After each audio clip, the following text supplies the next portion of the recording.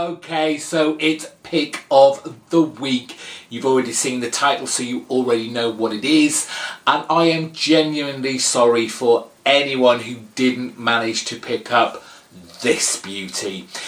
Savage Sword of Criminal. Brubaker and Phillips brought out another magazine style comic book as a one-shot. They did this also with the fade out. I missed out on it, so you know what, I feel your pain, because this is just a wonderful package.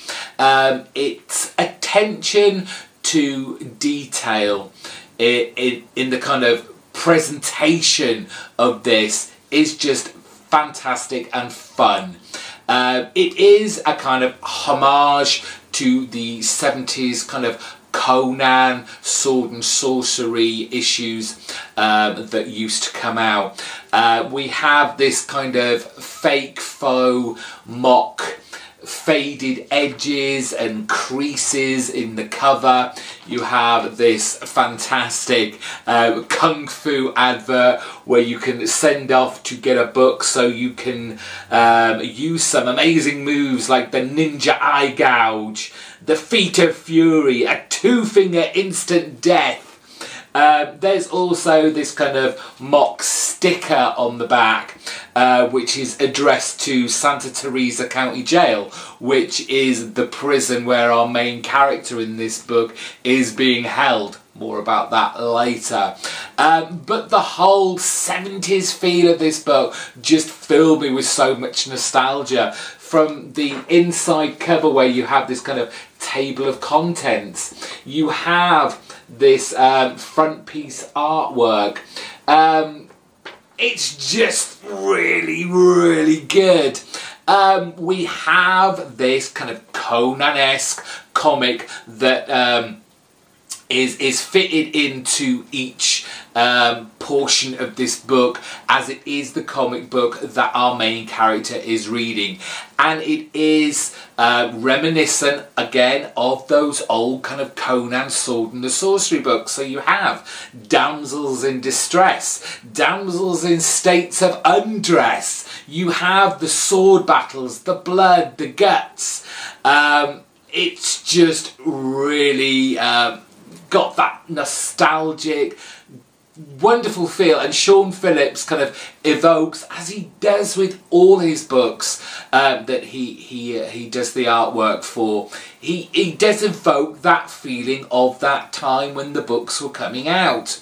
The main part of this book is obviously criminal. It's one of those crime, gritty storylines. We have our main character, Teague Lawless, who is in prison for a failure to actually appear in court for a previous misdemeanor. The fact that he is also a kind of bank robber, jewel thief type of guy, that is not why he's in prison, and he's doing like a 30-day stint for failure to turn up at court for, I think if I remember right, it was actually for a kind of vehicle violation.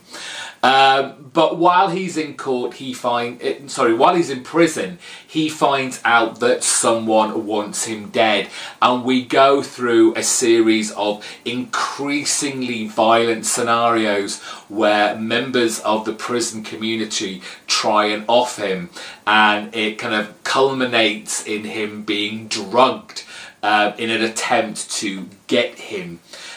He befriends the library, the person who runs the library, who he gets these comics from. And this was a part that I thought I really wouldn't like, because I don't, and this is kind of like, we're going to the Multiversity, Grant Morrison's current run, where it kind of references comic books in for the Multiversity in a very obvious and at times I felt clunky way. In here, it works, and I enjoy it that much more as you see him reading a comic book that has this cover, and it just adds to the whole feel that we're in the 70s. This guy loves the comic books. It's an escapism for him, just as this comic book is for us. Of course, we can't not talk about Sean Phillips' artwork, which throughout this is just another joy to look at. I love his style, the kind of atmosphere he evokes, the griminess, the grittiness, the visceral violence that occurs in here, and his take on someone on drugs. It's just an all-round gorgeous package. Please, if you can find this, please do. If you want it just for the story, you can pick this up in normal comic book size if you just want to read the story. But if you can get your hands on this, just do it, because it's gorgeous and well worth my pick of the week.